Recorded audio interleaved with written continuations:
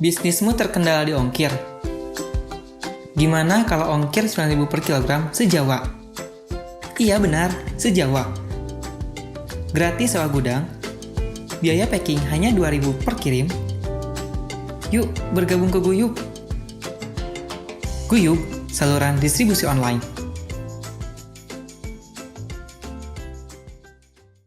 Sesuatu yang sangat mengharukan ya pada saat kita bisa bertemu kembali dengan orang-orang yang berjasa pada kehidupan kita atau yang punya kenangan dalam kehidupan kita di masa lalu. Buat saya itu silaturahmi itu mahal banget. Sampai suatu saat saya pernah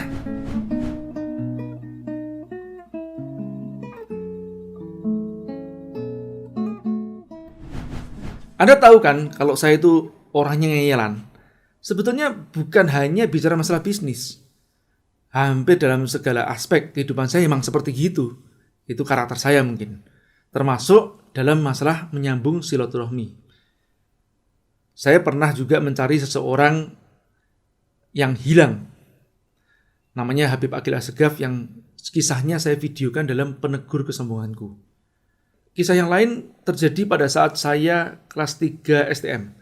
Ya betul, saya STM dan STM-nya 4 tahun karena di STM Pembangunan Semarang. Sekarang namanya SMK 7. Yang lain mungkin duduknya di SMA. Pada saat itu, kita akan mengadakan reuni SD.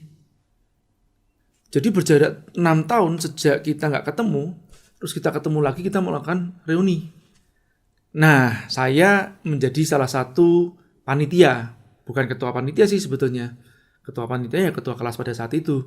Kemudian sampailah di penghujung kita mencari daftar nama kawan-kawan satu angkatan kita di SD, dan pada saat berusaha mengkontak mereka dari 42 atau 43 siswa satu kelas kita di SD, ada 4 orang yang tidak bisa dikontak.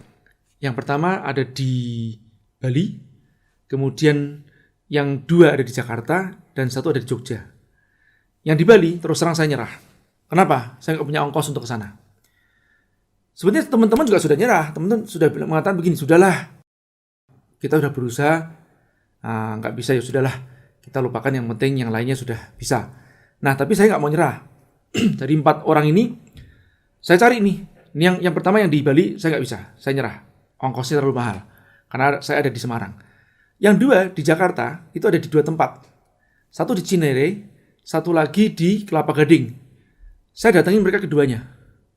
Dan alhamdulillah ketemu mereka keduanya. Yang satu sudah sempat pindah rumah. Tapi saya urutkan. Yang di Kelapa Gading itu pindah rumah, saya urutkan. Pindahnya dari mana, terus kemudian saya tanya, oke, orang yang di sini dulu di mana pindahnya? Kemudian pindah lagi ke tempat Kelapa Gading itu. Oke, sekarang sudah ketemu 2 orang. Tinggal 1 orang nih, yang ada di Jogja. Terus teman-teman sudah pernah bahkan mengkontak ke sana dan katanya sudah pindah.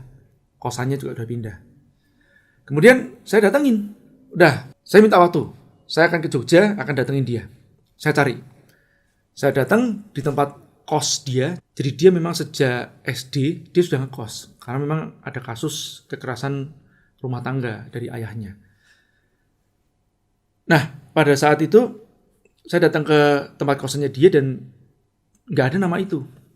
Saya bilang, ada. Saya bilang gitu. Ada namanya, nggak ada di sini namanya itu. Ya mungkin ada tapi sudah pindah. Tapi nggak ada, nggak pernah saya selama kos ini nggak ada. Boleh nggak saya ketemu sama ibu kosnya? Terus setelah itu ada ketemu ibu kos, ternyata dia pindah satu tempat. Oke, saya minta alamatnya. Saya minta alamat. Ternyata tempat yang kedua, dia sudah pindah juga. Dan nyaris tidak ada yang kenal, tapi untungnya di situ ada sepupunya.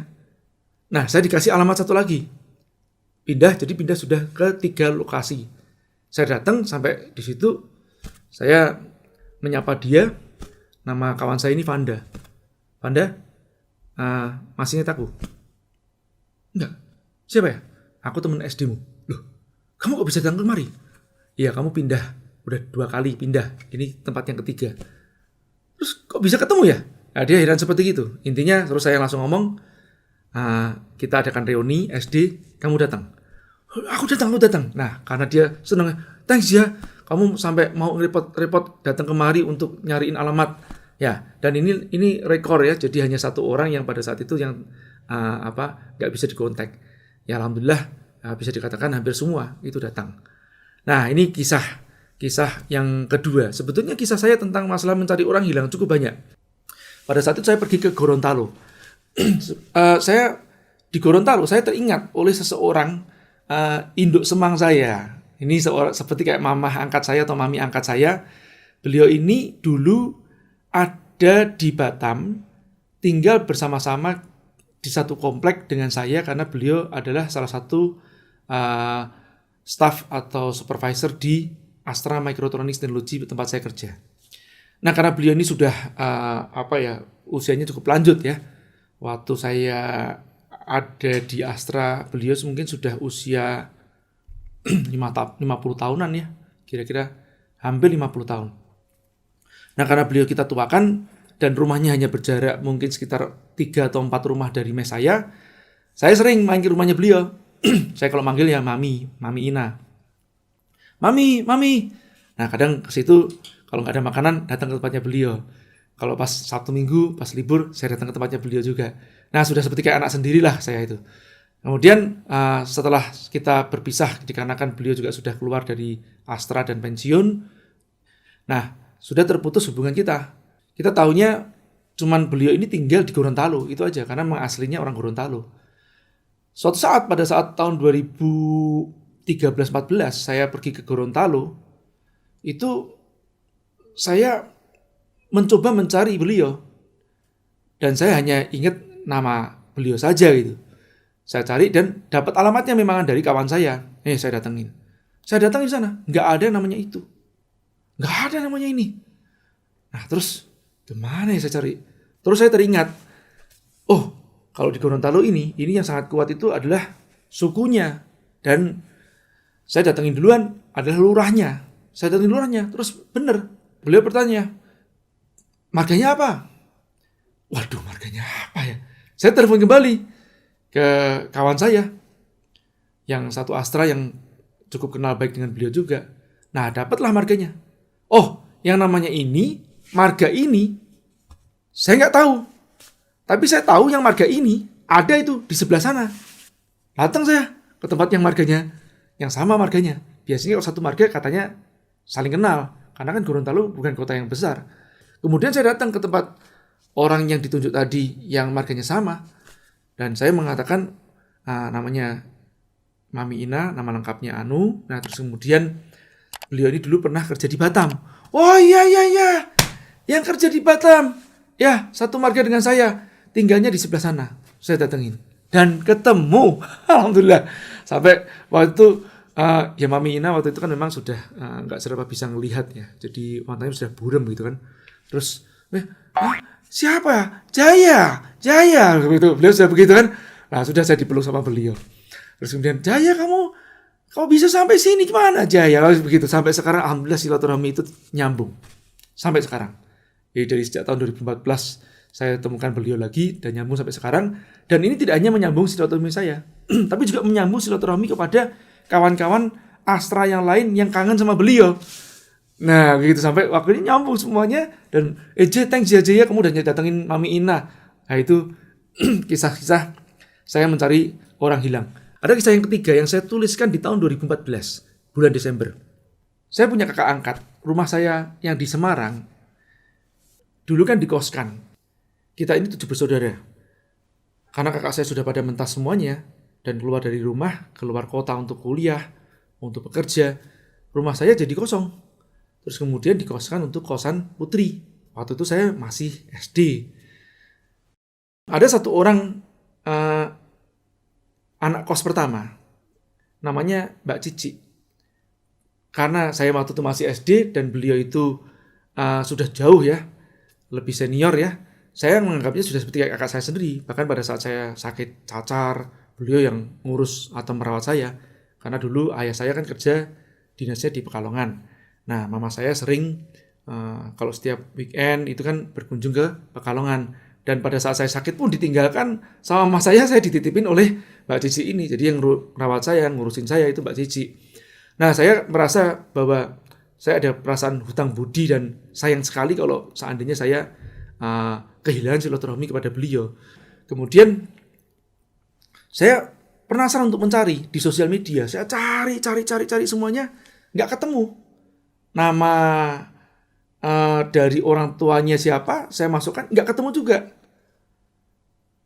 Terus sampai berlanjut ke suatu malam, saya itu tertidur.